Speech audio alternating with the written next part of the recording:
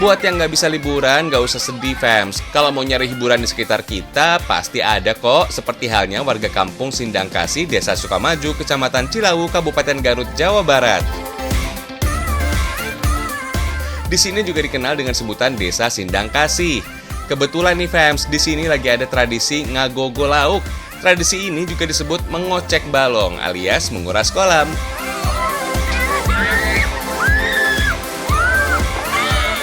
Ngagogo lauk artinya berebut menangkap ikan di kolam dengan tangan kosong. Tradisi ini sudah dilakukan sejak zaman nenek moyang, fams. Kalau dulu dilakukan sebagai wujud syukur masyarakat desa atas berkah berupa tanah yang subur serta air yang melimpah. Biasanya sih digelar saat momen tertentu seperti menjelang bulan Ramadan atau saat musim panen tiba. Oh iya, di kolam ini ada aneka jenis ikan air tawar yang disebar sebelumnya. Dari yang kecil sampai yang besar. Semakin kecil, ya semakin susah ditangkap, fams. Pastinya dijamin seru deh. Pemuda dan pemudi desa ramai-ramai nyebur ke kolam buat berebut ikan. Apalagi kalau ditambah hujan deras. Makin tambah seru, fams. Asli, ini sih kembali ke masa kecil banget. Emang gak salah kalau ada ungkapan bahagia itu sederhana. Seperti halnya warga kampung Sindangkasih yang punya cara sendiri untuk menikmatin masa bahagia.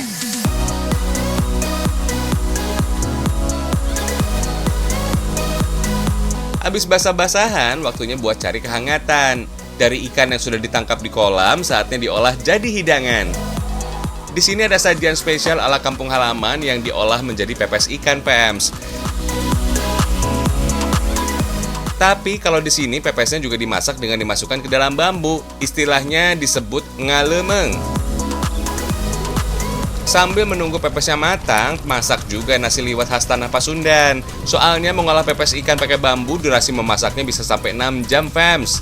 Tapi kalau sudah matang, nikmatnya beneran, gak ada lawan. Karena pepes ikannya punya rasa dan aroma yang enak banget.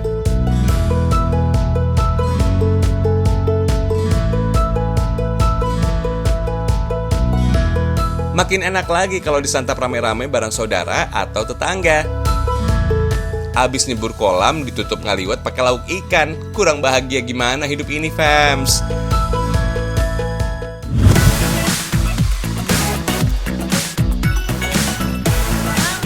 Dari hewan air di Garut, sekarang kita beralih ke hewan air di Sumatera Barat. Fams, teknik pengasapan makanan adalah salah satu cara untuk mengawetkan makanan agar bisa disimpan dalam jangka waktu yang cukup lama. Teknik seperti ini sering digunakan dalam pengawetan ikan yang bisa bikin cita rasanya juga meningkat. Ikan asap memang banyak diburu dan disukai karena saat diasapkan bisa memberi aroma dan rasa lezat yang khas pada daging ikan. Di tengah kota Padang terdapat lebih dari 70 kolam ikan patin yang selanjutnya diasapkan untuk memperpanjang masa simpan ikan. Dalam sehari ada 300 kg ikan segar yang bisa dipanen. Umur ikan patin yang ideal untuk pasar Indonesia adalah sekitar 4-5 bulan dengan bobot antara 500 gram sampai 1 kg per ekornya. Yang jadi kunci keberhasilan pertumbuhan ikan patin adalah suhunya harus 25 derajat Celcius. Kalau di bawah itu, ikan patin memang masih bisa hidup, tapi pertumbuhannya jadi terhambat. Sebelum dipanen, mereka akan disortir 2 kali, yaitu 15 hari setelah pembibitan dan 1,5 bulan setelahnya. Karena ikan patin yang ukurannya lebih besar bisa memakan ikan patin yang ukurannya lebih kecil. Oh iya, fams, hampir seperti ikan lele, patin ini punya patil untuk mempertahankan diri. Jadi, kalau mancing seperti ini, gerakannya harus pelan-pelan, biar nggak dipatil. Bisa sampai bikin demam tuh, fams, kalau kepatil. Ikan patin yang ada di kolam ini jenisnya adalah Fustina. Jenis ikan ini dipilih karena pertumbuhan yang relatif lebih cepat dengan pakan yang efisien. Cuma dikasih pelet sama roti secara bergantian, mereka udah seneng banget kok. Agar umur penyimpanan patin bisa sampai 5 bulan, ikan patin dibersihkan mulai dari insang sampai jeroannya terlebih dahulu ya. Selanjutnya ikan yang sudah bersih harus diasap dengan mesin khusus selama 12 jam lamanya.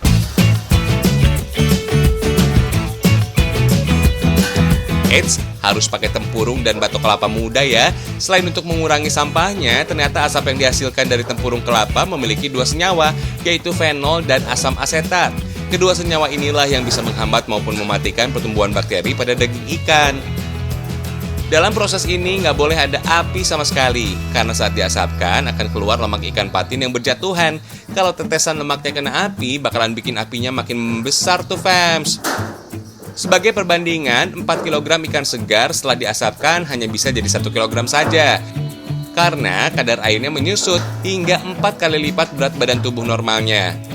Oh iya fams, selama musim pandemi, omset dari pengasapan ikan ini bisa naik 3 kali lipat.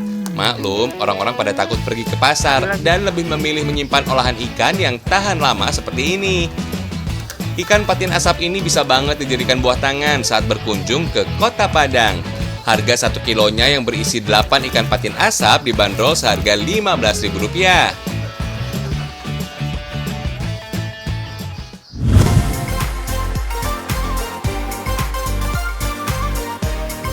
Satu lagi makanan khas pesisir Jawa Barat, tepatnya di wilayah Kabupaten Cianjur dan Garut bagian selatan. Di sini ada olahan dari mata lembu.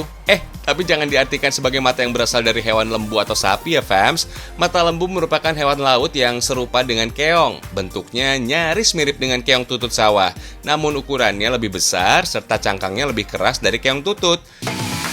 Oh ya fams, mirip-mirip dengan mata lembu dalam dunia kuliner ada sajian dari Perancis dengan nama escargot.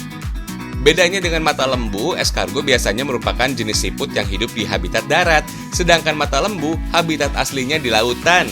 Tapi kalau soal enaknya, boleh diaduk kok fams.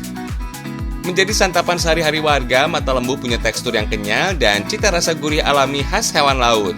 Tanpa ada sentuhan aroma amis berlebihan, hidangan mata lembu cocok banget diracik dengan bumbu pedas seperti ini fams.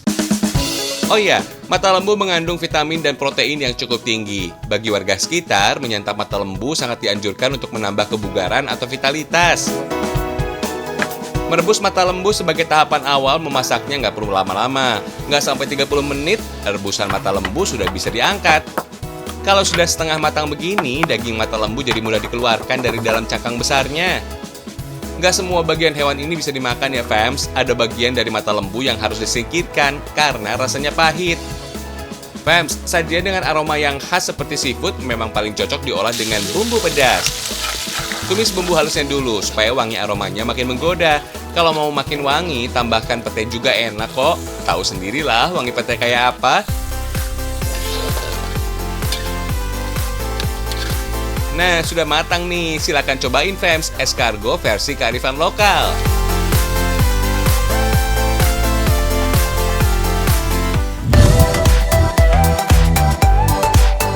Di Kabupaten Semarang ada pia labu kuning yang bisa bikin nafsu makan bergeming. Fams, labu kuning ternyata mengandung zat yang baik untuk mata. Seseorang yang mengkonsumsi zat pada labu kuning setara dengan 1,5 cangkir wortel setiap minggu, sehingga bisa menurunkan resiko kerusakan pada mata sebesar 30%. Sekedar info ya fams, labu kuning ternyata menjadi tanaman tertua yang ada di bumi. Para arkeolog membuktikan kalau labu kuning sudah ditanam sejak 10.000 tahun sebelum Masehi. Buah yang memiliki nama ilmiah Cucurbita pepo ini memiliki arti matang di matahari. Meskipun ukurannya lebih besar, labu kuning masih satu jenis dengan mentimun yang tergolong sebagai tumbuhan merambat. Fams, mengubah rasa labu yang umumnya hambar menjadi manis memang membutuhkan proses yang cukup panjang. Soalnya labu kuning memiliki kandungan air hingga 90%. Untuk dijadikan camilan, labu kuning harus diolah dengan gula pasir dan kelapa. Gak cuma itu aja, proses pembuatannya juga membutuhkan waktu hingga 6 jam. Setelah dimasak, adonan labu kuning berubah menjadi dodol. Langsung bentuk aja deh fams.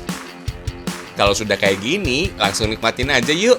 Sikat aja, gak usah pakai lama.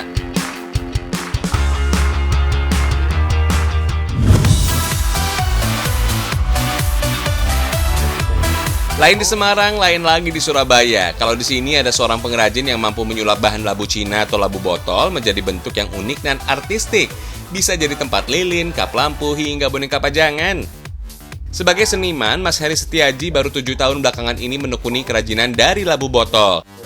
Tantangannya nih fams, bahan baku labu botol sudah jarang ditemui. Selain itu, labu yang baru dipetik dari pohon harus menunggu waktu hingga 3 bulan hingga mengering secara alami untuk bisa dibuat menjadi kerajinan. Dalam proses pembuatannya, buah labu dicuci terlebih dahulu dengan air sabun, kemudian dikeringkan di bawah panas sinar matahari. Setelah kering, labu siap dibuat sebagai bahan kerajinan. Pertama, bagian bawah labu dilubangi dengan bor untuk dipasang tatakan agar bisa berdiri. Setelah itu, labu digambar dengan motif yang sudah ditentukan. Setelah digambar, labu dilubangi sesuai pola. Bisa menggunakan pisau atau bor. Agar tidak cepat rusak, labu juga wajib dihindarkan dari hama tikus serta tempat basah atau lembab.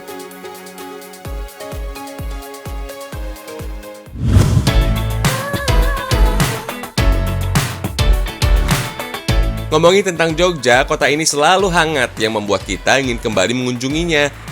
Bukan hanya keramahan masyarakat dan kulinernya aja, kota ini seakan tidak pernah habis memberikan kesegaran baru dalam wisata. Sampai tren berlibur di penginapan seperti ini, fams. Yap, tren staycation memang menjadi salah satu pilihan rekreasi untuk melepas penat di tengah pandemi. Banyak penginapan unik dengan pemandangan menarik, kerap dipilih untuk melakukan staycation. Kenyamanan juga tetap diprioritaskan ya. Bukan hanya di Bali, Yogyakarta juga memiliki penginapan yang desainnya cantik banget. Apalagi warna-warna terang yang dipilih, terlihat sangat mencolok. Bangunan hotelnya dibuat seperti tengah berada di Meksiko gitu, fams. Yap, bukan cuma bagian luarnya aja, interiornya juga dihias semirip mungkin. Dijamin bikin linglung kalau lagi di Jogja deh. Hihihi. Penginapan ini terletak di daerah Prawiro Taman, Brontokusuman, Kecamatan Mergangsan, Yogyakarta. Berjarak sekitar 3,8 km, hotel kekinian ini bisa ditempuh kurang lebih 15 menit dari Malioboro. Pantesan penginapan yang baru dibuka pada Oktober lalu ini santer disebut sebagai Little Mexico, fams. Ya iyalah, nuansa yang dihadirkan terlihat sangat mirip dengan negeri sombrero. Warna kuning, biru, merah jambu, hijau, dan lainnya benar-benar mengingatkan pada festival di Meksiko. Mengusung konsep bohemian ala Meksiko pada bangunan yang berwarna-warni, cocok banget dipadukan dengan atribut etnik dan sentuhan vintage, fams. Nah, konsep ini relatif segar bagi industri perhotelan di Yogyakarta, mengingat sebelumnya belum pernah ada hotel dengan konsep Mexican vibe seperti ini. Buat kalian yang suka foto-foto di tempat artistik dan social mediaable, seluruh sudut di hotel ini sangat memukau, fams. Mulai dari bangunan sampai desain sekitarnya yang sayang banget untuk tidak diabadikan.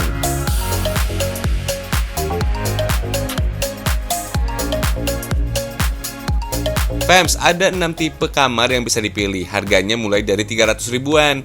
Tapi yang jelas, semua tipe kamar hotelnya dilengkapi dengan fasilitas AC, akses wifi, perlengkapan mandi gratis, serta shower dengan air panas. Untuk tipe termahalnya ada balkon untuk bisa menikmati jalanan Yogyakarta dari teras. Oh iya, bathtubnya juga tuh. Duh, nonton drakor alias drama Korea sambil berendam seperti ini jadi hal yang terindah ya. Hihihi. Nah, ini nih yang kata anak muda, vibes-nya Meksiko banget. Hotel ini juga memiliki sebuah kolam renang yang dilengkapi dengan kursi-kursi santai di pinggirnya. Bikin betah deh.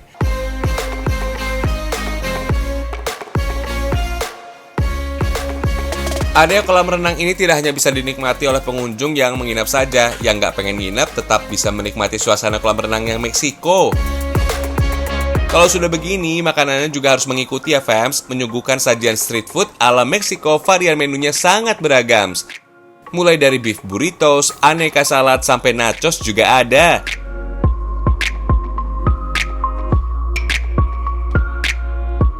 Selain berhasil menggoyang lidah, makanan yang disajikan pun cukup terjangkau. Cukup merogoh kocek sekitar 30 ribu aja.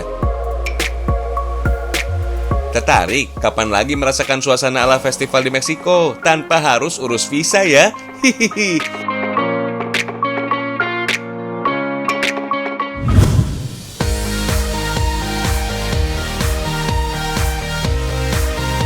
Fams, kalau ngomongin gunting, apa sih yang ada di pikiran kalian? Potong rambut, potong kuku, atau potong kertas? Duh, nggak ada yang nebak makan steak pakai gunting nih. Padahal yang namanya ngegunting steak bukan wacana lagi loh, fams. 100% realita. Karena di sini makan steak nggak lagi pakai pisau. Biar gampang dan cepat motong-motong dagingnya, ya pakai gunting ini, fams. Cara ini bener-bener the one and only di dunia.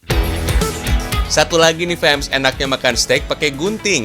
Nggak perlu banyak effort buat maju mundur motongin daging. Cukup sekali krek aja, daging udah kepotong dengan mudahnya. Eits, gunting-gunting yang dipakai makan di sini bukan gunting sembarangan loh fams. Special custom ya dari negeri Jepang. Bentuk handle guntingnya aja sengaja didesain untuk menyesuaikan posisi tangan pas motong dagingnya. Resto yang berlokasi di Jakarta Utara ini totalitas banget sama tema serba guntingnya fams. Belum duduk aja, deretan koleksi gunting milik kedua owner udah nyambut para pengunjung. Dari total 6.000 koleksi gunting milik Pak Bote dan Pak Richards, 1.000 diantaranya nempel di sini fams. Berawal dari ketertarikan sama bentuk gunting, kakak beradik ini semakin serius beli macam-macam gunting pas lagi traveling ke berbagai negara. Macam-macam bentuk, warna, sampai fungsi gunting bisa kamu lihat langsung di resto.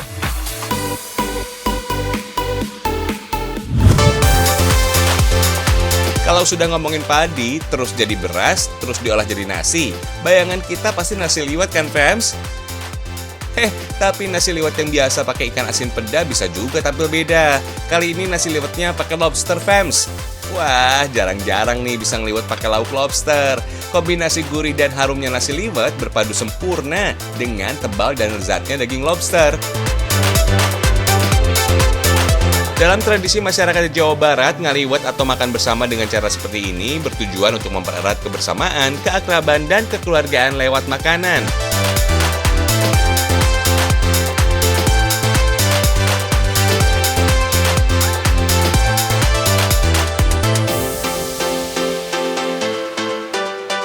Untuk membuat nasi liwet, kombinasi bahan lauk yang dipakai bisa sesuai dengan selera.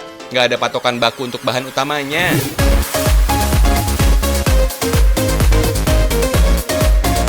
Biar makin beda, kita pakai jamur kuping juga nih fams. Disebut jamur kuping karena emang bentuknya mirip kayak telinga. Jamur ini juga punya tekstur yang mirip seperti tulang rawan atau tulang muda.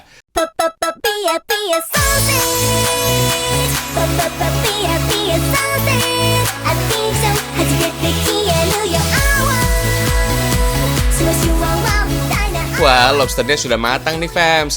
Hewan jenis ini punya ciri khusus saat terpapar panas atau direbus. Lihat tuh, warna yang tadinya hitam berubah jadi kemerahan.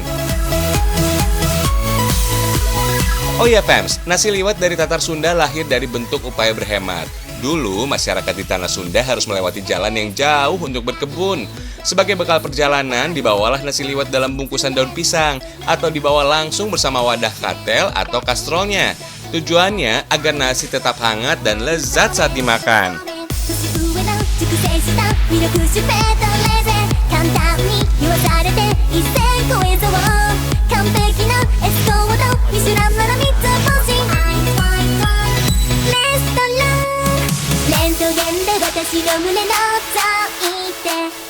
Tapi itu kan dulu ya fams. Kalau sekarang nasi liwetnya udah dimodif pakai seafood berupa lobster. Makanya jadilah menu nasi liwet lauk lobster yang mengundang rasa lapar.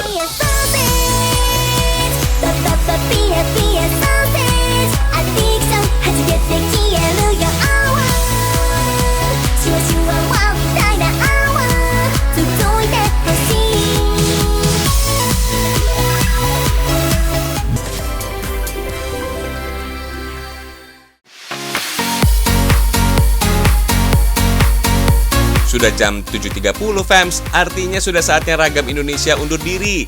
Sampai ketemu besok ya. Saksikan terus Ragam Indonesia karena Indonesia selalu bikin bangga serta semakin mendunia.